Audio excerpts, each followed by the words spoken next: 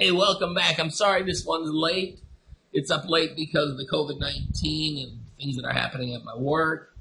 And so since the recalls are coming back, I already uploaded all the videos that are going to be up. There's like 13 more videos on Marcos plundering the Philippines. And then I'll do the one weekly update. Hopefully I'll have everything up on Wednesdays. And let's see what else we got here. So this was actually another show like last week where it wasn't a lot of action.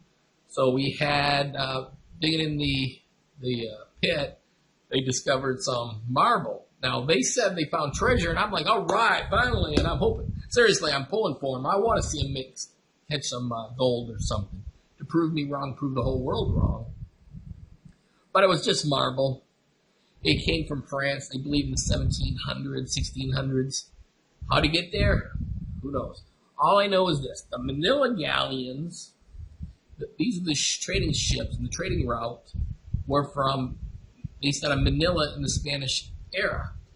They took the ships and they went to Mexico, and all whatever they were going to trade or send to Mexico, Spain, went across Mexico, got onto the Veracruz galleons, which now sailed up to like Colombia, and then Puerto Rico, Cuba, and then made its way to Spain. Now, if they went down to like Guyana, that area there, which was French controlled, but if they go to that area, it's a little quicker to go cut across the Atlantic than it would be to go up to say like Maine and cut across. Maine, I believe, is almost directly parallel with France. So the Manila galleons also traded with China. There was a sunken ship, treasure ship, they discovered off the coast of Manila, and it had some 1600 porcelain from China, which was traded. So the Manila galleons also traded with China, Singapore, in that area, and they brought a lot of stuff. So it's a possibility that the marble was bought and brought to the Philippines to trade with China, and that's what it was doing in the Philippines. Now, how it got in that particular hole is another different story. The only other explanation I have is since it rains a lot in the Philippines, typhoon season, and like I said, you can get a foot of rain a day, is the mudslides went on top of it, and things kind of sink down below the mud. I mean, that's the only explanation I got. So there's another one when they talked to McDougald, and McDougald told them to be very, very careful. Treasure hunting is a very dangerous endeavor to get into. It doesn't matter the Philippines, United States, Africa, Australia, it does not matter. It's very dangerous. If anyone is close to locating a treasure, people can come in and kill you. There's a story in Arizona about the Lost Dutchman's mine. I'm going to be a little off track, but it explains it a little bit better too. Of a man who came in and said he found a secret map and he knew exactly where the Lost Dutchman's mine was located. And so what he did was he went to Phoenix, Apache Junction, and told everybody this. He wound up getting killed over the map. And it wound up that they discovered that the map was just a map that was published in a treasure hunting magazine with nothing special. Anybody could have had that map that they could, but the guy was telling everybody he had the map. There's another website in the Philippines of a treasure hunting crew back in the 90s, early late 90s, somewhere in that area. I think it was called like YamashitaTreasure.net.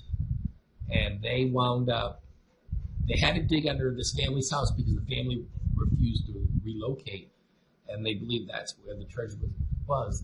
And they went on the Discovery Channel to help out with the show called the Yamashita's Gold. This was back, like I said, back in the 90s. And so, this would have been the early 90s. And they wanted people to help fund the project. And it didn't work out. But eventually they stated they found the gold, and the military came and took it all from them the day they got it.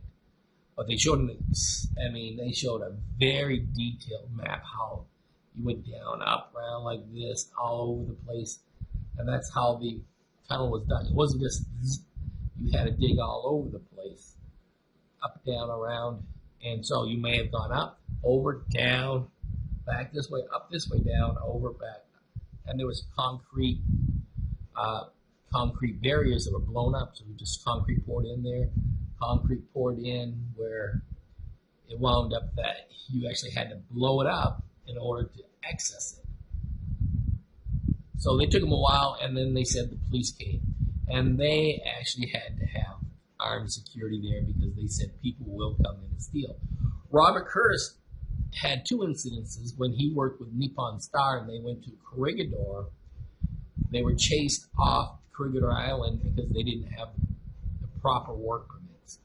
They had a permit signed by someone who worked for the government, and it was on legal government paper, but it was an individual who did not have the authorization to allow Robert Curtis to dig on Corregidor. So they were chased off the island by armed military members. When he went to the Oshie tunnels, which they showed on 2 or 3 weeks ago to check the tunnels, this was the last place that Robert Curtis and Benvel Morris dug. And they actually found a helmet, Japanese war helmet, and a whistle. And they showed the landowner who had some addiction problems. So he got his dealers and a few other armed men to come, and they forced Robert Curtis, Benvel Morris, and whoever else was digging off the property, and they kept all the mining equipment. Robert Curtis and Benvel Morris wound up suing and were able to go back, and the owner went into rehab. So it winds up that it is very dangerous. You can get killed. Another thing is they showed a map. Now, last season they said there was no map to this area. There was no known map at all. This season they're saying that Curioso had a map. Now they're saying that there's a map that probably could resemble the map that McDougald owned. The weird thing is, last week they had a map they showed that from Fort Bonifacio that had 555 billion on it. This one has 777 billion on it. So it winds up that, what are these numbers? I don't know. But here's another one. In the center where they had the square with an X on it, which in the Japanese code book, the Yamashita code book, says treasure is here, winds up that on top of it was the symbol for gold or treasure in Chinese characters. The Japanese, it's called ogoru, or gold. And in Hakana, it is 5 or 6 symbols. There's one symbol that represents treasure or gold, and it is the same symbol that they're using for the logo on Lost Gold of World War II. So that's the symbol right behind it. You notice it is above the square in the center. So now they're saying, oh, this could be the map to the treasure that we've been looking for. Last season, no map. This year, Curioso has a map. Now McDougald has the map. It could have been the map that Curioso owned originally, and they haven't seen it. But it would make a lot of suspicion that here's a a Filipino colonel in the military with Pius de Marcos had a map that disappeared, and the guy who got kicked out of the Philippines because he didn't provide any safety for his workers in Fort Santiago when 2 miners died and he got kicked out of the country, now has that map. All of a sudden they find a map. It's a little on the suspicious side, if you ask me. Extremely suspicious. Other than that, let me try to think if there's anything else on here. Next week they're going to say there's poisonous gas.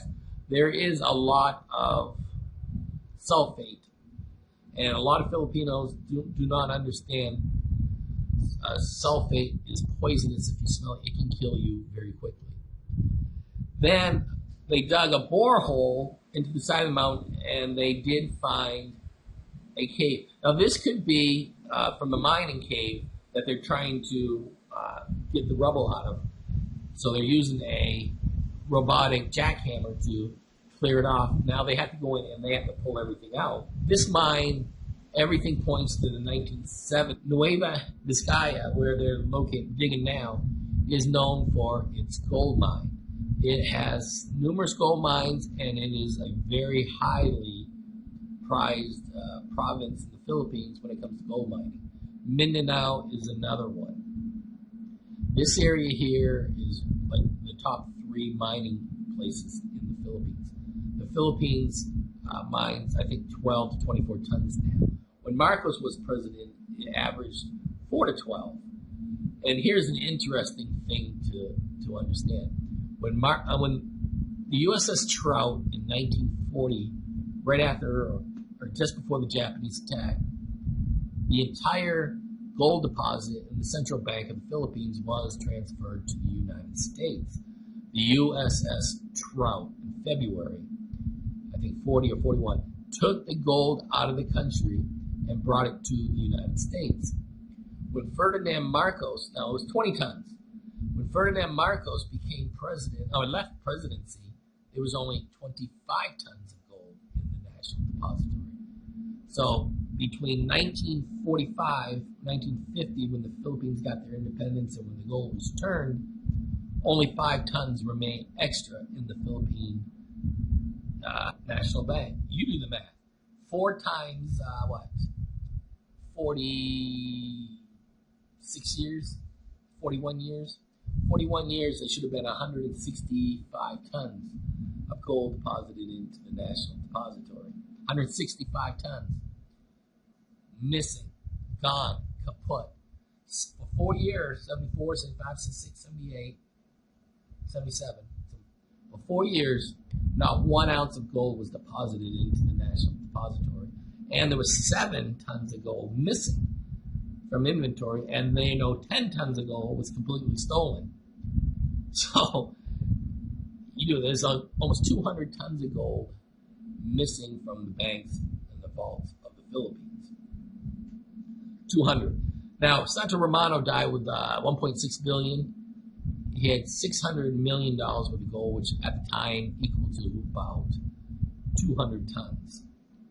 So Ferdinand Marcos could have taken that. That would have been 140 plus the 20 tons from Roger Rojas. That's close to 200. So they drill a borehole in, and they find it. So I think that this mine actually spiderwebs out, and it might actually go right over to that. So I'm hoping that they can get in. The bad sign is, with all the signs of everything that being in the 1970s, there's no gold in the mine except for what has not been mined out. The only good thing is when Roger Rojas discovered his cache in Baguio, behind the Baguio Hospital in the 1970s, it was in a pre-made cave, or a natural cave. The Japanese just brought it in, set it down, put a little barrier over it, then blew up around it. It also was on railroad. The Japanese like to use natural caves to put the gold in. So if this mining cave was from the 30s and 40s, there's a better chance of something being inside the cave. The only other thing is, it may have been mined out. When you see stuff in there from the 1970s, you know people have been in there in the 1970s. So you know people actually were looking around and finding stuff. I really think that by the end of the season, they'll know if this is a huge cave system, and then they need to look. Robert Curtis also stated that you could actually walk by the entrance to where the gold is and not know it. So you really got to know what you're looking for. So you got to look for unnatural rocks. You got to look for ways to find out if that's a real natural wall or whatever. All right, so let's just try to see if it gets any better next week. And hopefully this isn't going to be another Oak Island where it's going to go on for next 20 years, and they're just going to do more conspiracy theories and everything. Thank you very much. Bye-bye.